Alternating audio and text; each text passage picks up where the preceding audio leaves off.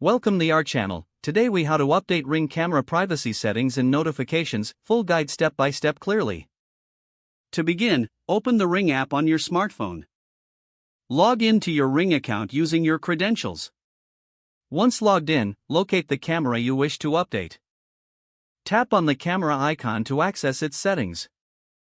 Select device settings from the list. Next, scroll down to the Privacy Zones option. Tap on Privacy Zones to manage your viewing areas. You can enable or disable privacy zones as needed. If you want to add a privacy zone, tap on Add Zone. Use your finger to draw the area you want to exclude from the camera's view. After defining the zone, save your changes. Now return to the Device Settings page. Scroll down and select Motion Settings. In Motion Settings, you can adjust notifications for your camera. Toggle on or off the alerts for motion detected. You can also customize the motion frequency settings here. Now, navigate back to the main camera settings. Select Event History to review previous alerts and recordings. If you want to adjust your notification preferences, go to the main menu. Tap on Settings, then select Notifications.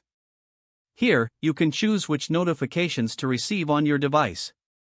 Be sure to enable or disable notifications according to your preference. After adjusting all settings, exit the app. Your Ring camera privacy settings and notifications are now updated. If the page does not load, refresh the browser or try again in a private or incognito window. Make sure you are using the correct email address, then retype it carefully to avoid small typos. If your password is not accepted, use the reset option and create a new strong password you can remember. Check your spam folder for verification or security emails, then complete any requested confirmation steps. Enable two-factor authentication if available to improve account security and reduce unauthorized access risk. After signing in, review your profile details so your contact information and settings are accurate and current. If you see an error message, note it down and try again after restarting your device and internet connection. Don't forget to like this video and subscribe to our channel for more step-by-step tech guides.